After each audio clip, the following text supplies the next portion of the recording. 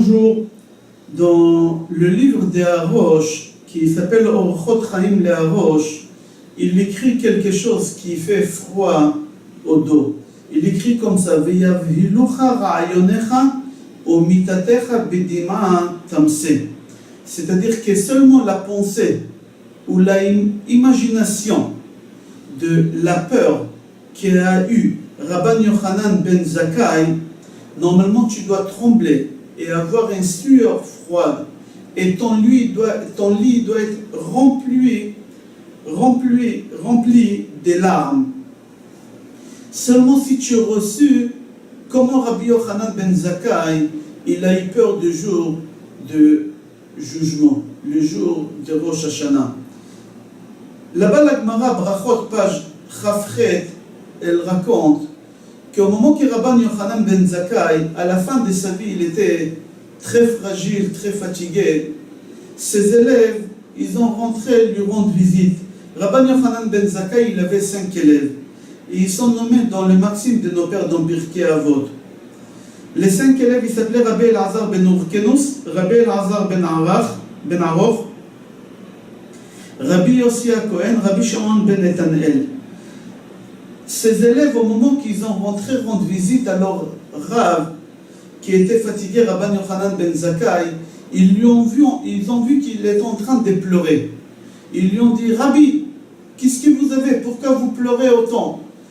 Il leur a dit: je pleure parce que je vais arriver devant le tribunal céleste, devant Melech Malchei Amlachim Akadosh Baruch Hu, devant le roi des rois. C'est pas la même chose ici sur terre. Si on m'aurait ramené devant un roi des chairs et d'os, ok, aujourd'hui il est là, demain il n'est plus là. Aujourd'hui il est roi, demain il peut ne plus être roi. Aujourd'hui il est vivant, demain il ne fait plus partie du monde des vivants. Si aujourd'hui il est en colère sur moi, demain on peut apaiser sa colère. Si aujourd'hui il m'a condamné en prison, je peux racheter ma liberté. S'il me tue, sa mort, ce n'est pas une mort finale. Je peux le racheter avec des enveloppes, avec des cadeaux, avec des pistons ou avec des gens. Et avec tout ça, quand même, j'aurais tremblé avant d'arriver au tribunal devant le roi. Maintenant qu'on me ramène devant le tribunal céleste, devant un Kadosh Baruch Hu, que sa colère c'est une colère, sa mort c'est la mort. Roi, il est roi, l'olam ou l'olmé olamim. Kadosh Baruch Hu c'est le roi du monde et il restera toujours le roi du monde. S'il me met en prison, c'est une prison à vie. Je ne peux pas là lui donner des enveloppes, ni le racheter, ni avoir des pistons chez lui. Et là, lui, il va me mettre entre deux chemins, et je ne sais pas laquelle, ou Gan Eden ou Gehinom. Et moi, je ne sais pas où on va me mettre, Gan Eden ou Gehinom. Et c'est pour ça que je pleure, parce que j'ai très très peur. Je ne sais pas où ils vont me mettre, ou au Gan Eden ou au Gehinom. Vous imaginez, Rabbi Yochanan ben Zakkai, lui, il ne sait pas où il va y aller, au Gan Eden ou Chas v'Shalom au Gehinom. À tel point il pleure. Regardez, il y a une Gemara, Souka, page Chafehei, c'est marqué là-bas, Kihilel Azaken, il avait 80 élèves. 30 élèves, ils ont atteint le niveau de Moshe Rabbeinu, vous imaginez? 30 autres élèves, ils ont atteint le niveau de Yehoshua Rabbeinu, ils pouvaient arrêter tous les astres, le soleil, la lune. Et les 20 derniers élèves, les moins importants, ils savaient faire tellement de choses. C'est marqué là-bas hein, qu'on les appelait moyens. Alors venez là-bas, la Gemara dit: venez, on va voir qui c'est le meilleur élève. C'est-à-dire le premier des 30 élèves, le premier des Rabbi Yochanan ben Zakkai, c'était qui? Et venez, on va prendre le dernier de cet échelon, le numéro 80. On va voir qui c'est le plus petit, on va voir qui c'est. Là-bas, la Gemara dit: Gadol shebekulam Yonatan ben Uziel. Le plus grand, le plus fort des 80 élèves, c'était Yonatan ben Uziel. Katan shebekulam, le plus petit, parmi ces 80 élèves, Rabban Yochanan ben Zakkai. C'est Rabban Yochanan ben Zakkai en train de pleurer. Mais venez, on va voir qui c'était le plus petit. Alors après, vous allez imaginer les autres, c'était qui? Je cite à l'intérieur. Rabban Yochanan ben Zakkai, c'est marqué sur lui là-bas dans la Gemara, Shelo Iniach Midrash.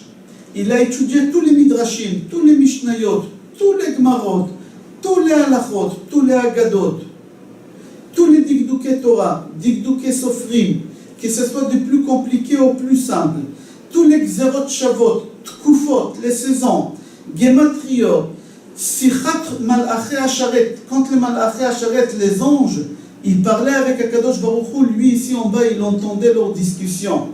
Malaché Sichat Shedim, les démons quand ils parlent entre eux là-bas dans le désert, lui ici il les entend. Sichat Dekalim, quand les arbres ils bougent, ils parlent, ils font un bruit. Il savait toutes ces choses-là.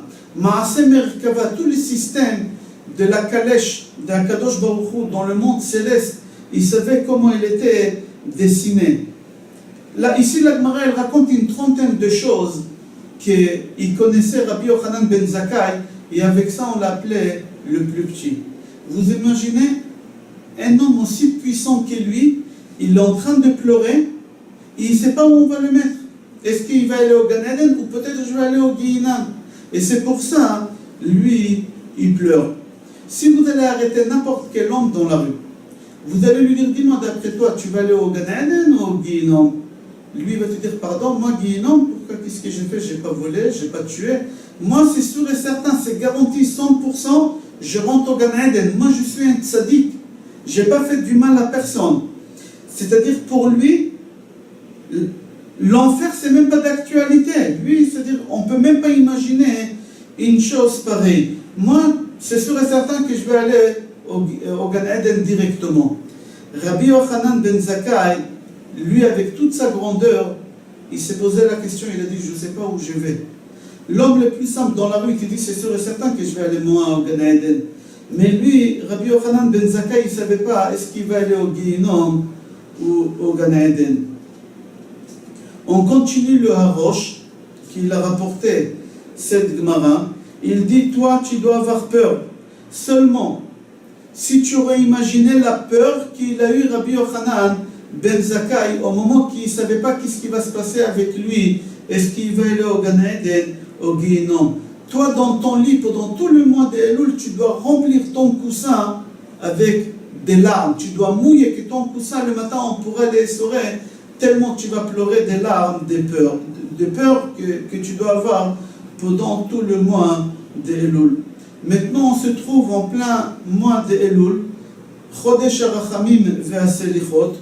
On doit se préparer, et chacun doit préparer son plan pour savoir comment il va arriver devant Akadosh Baruch Hu, Beyom Adin, le jour du jugement, que ce soit qu'on appelle le jour de Rosh Hashanah.